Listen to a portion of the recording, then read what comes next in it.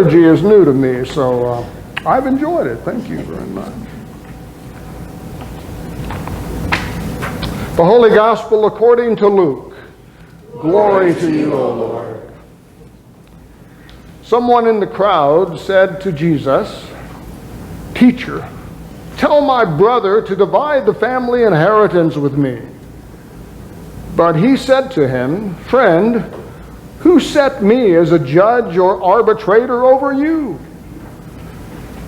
And he said to them, "Take care, be on your guard against all kinds of greed, for one's life does not consist in the abundance of possessions." Then he told them a parable. The land of a rich man produced abundantly, and he thought to himself, "What should I do, for I have no place to store my crops?" Then he said, "I will do this. I will pull down my barns and build larger ones, and there I will store all my grain and my goods, and I will say to my soul, 'Soul, you have ample goods laid up for many years. Relax, eat, drink, be merry.'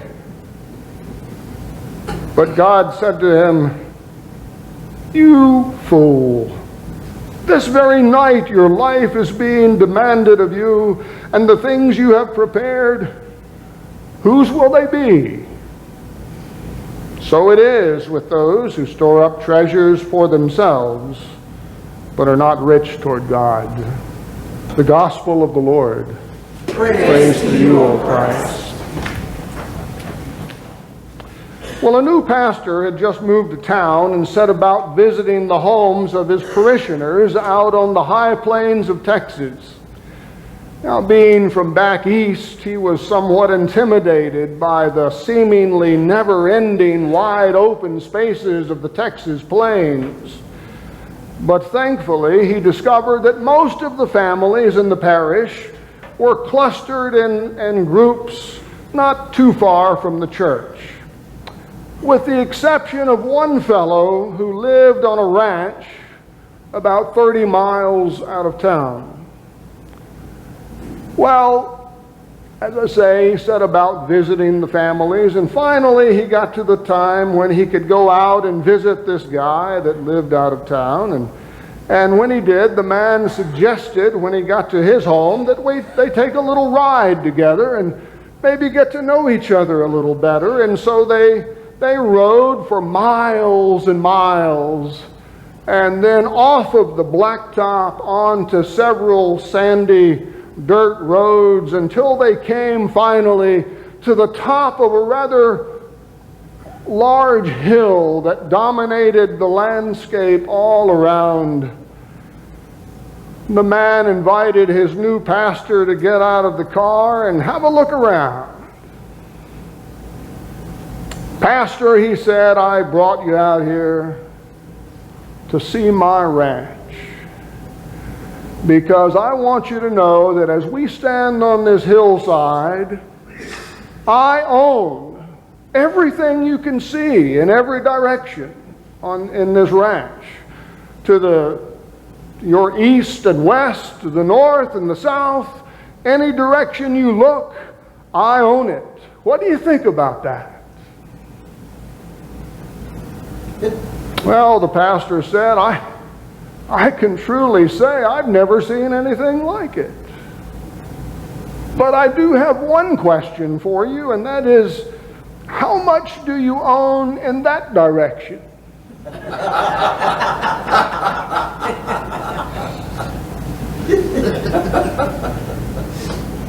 Well, that's the question, perhaps, that Jesus would have each of us and all of us together consider this day. How much do you own in that direction? That's the question that Jesus kind of gets to in his interaction with a fellow he met along the road. Someone in the crowd, it says, "Teacher, tell my brother to divide the family inheritance with me." But Jesus said, "Well, that's not my job. You know, who set me up for that job?" And then he said, to them, "Take care, be on your guard against all kinds of greed, for one's life does not consist in the abundance of possessions." How many family squabbles?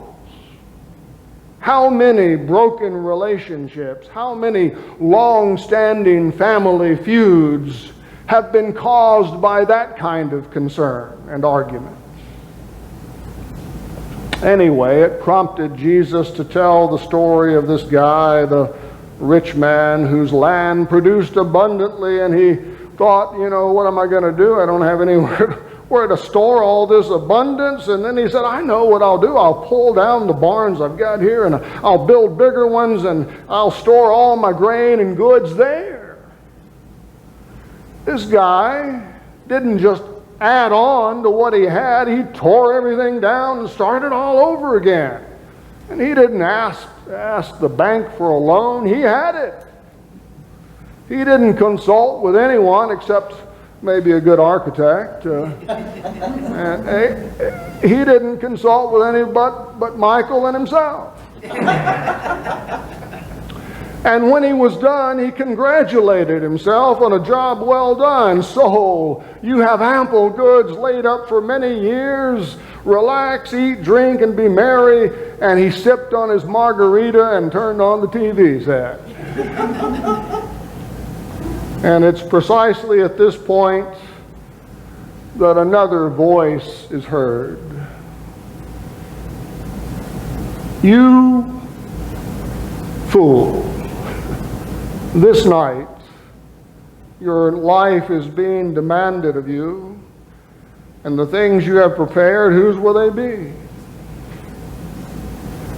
So it is, Jesus says, with those who store up treasures for themselves, but are not rich toward God. How much do you own in that direction?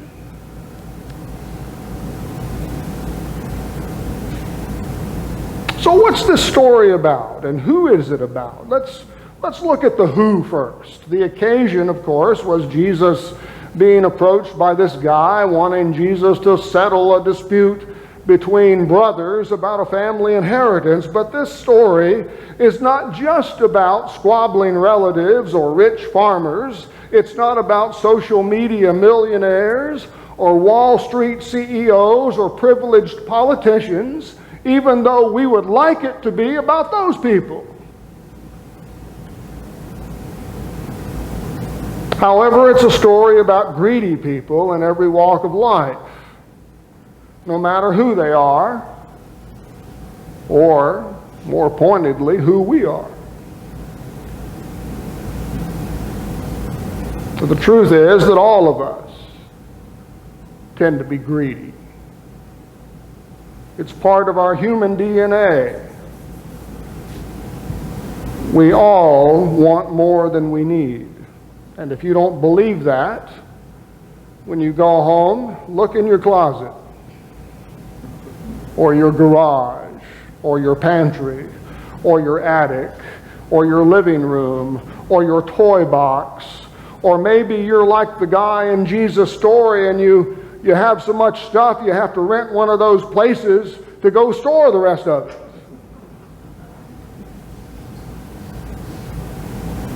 And we're encouraged in that greediness from the time we're very, very small. Just watch an hour or two of children's television programming and see how we're taught from the earliest age to be consumers of things that we don't really need. And as we grow up, we're taught that deadly lesson again and again. Why get the medium fries and drink when for 29 cents you can supersize it all? We're constantly encouraged to spend and to buy. It's the patriotic American thing to do. The health of our economy depends on it. And by the way, it's a tax-free weekend. And with Amazon Prime, you get free shipping.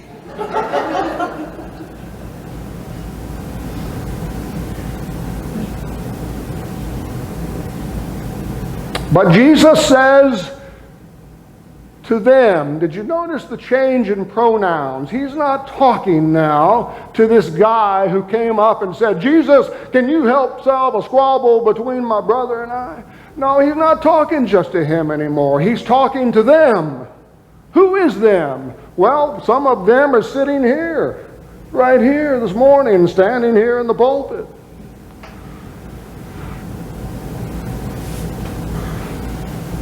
And he says to them, all of us thems here, take care, be on your guard against all kinds of greed, for one's life does not consist in the abundance of possessions.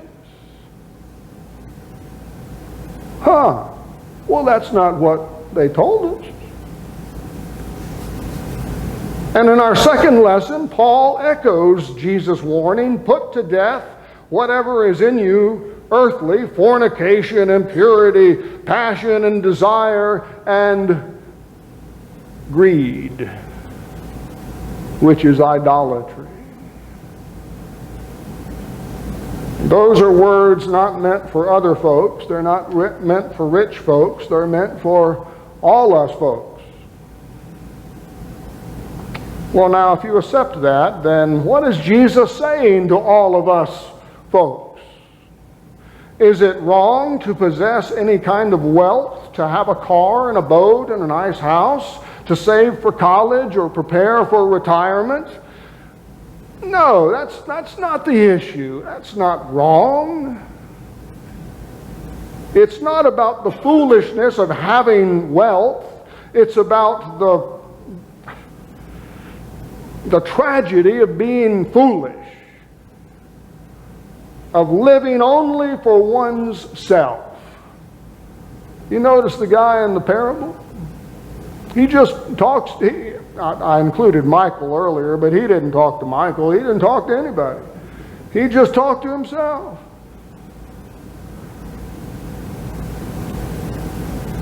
It's about the foolishness of measuring our lives, staking our future on things and on self instead of the promises of God. The foolishness and tragedy of what Jesus calls gaining the whole world and losing your soul, yourself.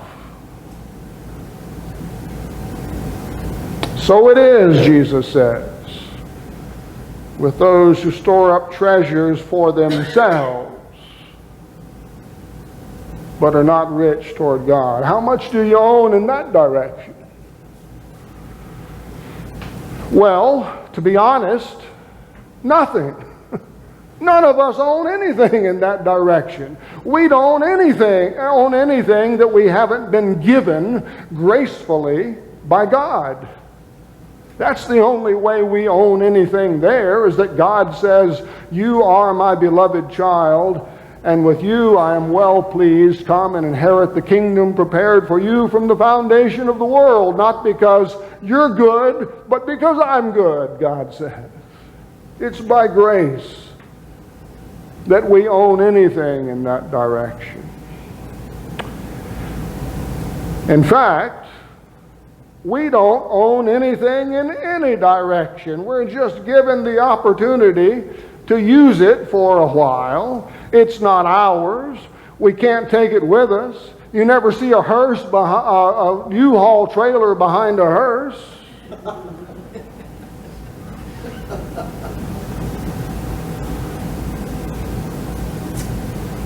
We don't really own anything. We may have a sales slip or a deed or a title that says we do, but it's just temporary. In 30 or 40 or 50 or 100 years, someone else will have charge of it, not us. So instead of storing up treasures for ourselves, Jesus invites us to see how we might put our resources to work for others to make a difference in the world. Individually, congregationally, denominationally. Our ELCA meets in its assembly this coming week in Milwaukee. My good friend Pastor Jackie Utley is one of the people going, and I told her the other day, I said Milwaukee's famous for cheese. Wisconsin's famous for cheese, and Milwaukee's famous for beer. So, there are going to be Lutherans eating cheese and drinking beer, and hopefully seeking out the guidance of God on who we need to be as a church. How can we put our resources to work to make a difference in the world? It makes me think of Millard Fuller. Some of you may know that name. Millard grew up in Alabama, where he majored in economics at Auburn University and then got a law degree from the University of Alabama. That's like going to Clemson in Carolina, And he became a quite successful businessman. In fact, when he was 29, he was already a millionaire. Millard was, and life should have been great for Millard and his wife Linda and their 2 children, but it wasn't. Their marriage was falling apart. Their lavish lifestyle was making them all miserable. So they decided to take a break from it all and go on an extended retreat at Koinonia Farms down in Georgia, where Clarence Jordan, the author of the Cotton Patch version of the New Testament, had founded an interracial farming community back in the 1940s that was nearly put out of business by the Ku Klux Klan, until Reverend Jordan came up with an idea to ship the farm's produce, primarily pecans, out of the state with a clever tagline, "Help us ship the nuts out of Georgia."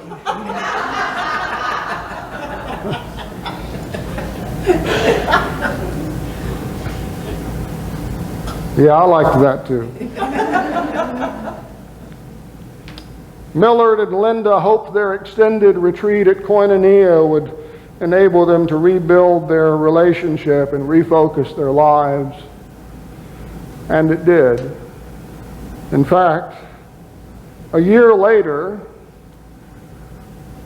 they made a crazy decision to give away all their wealth and seek a simple life of Christian service at Koinonia, where they began building houses for and with the working poor who worked on the farm.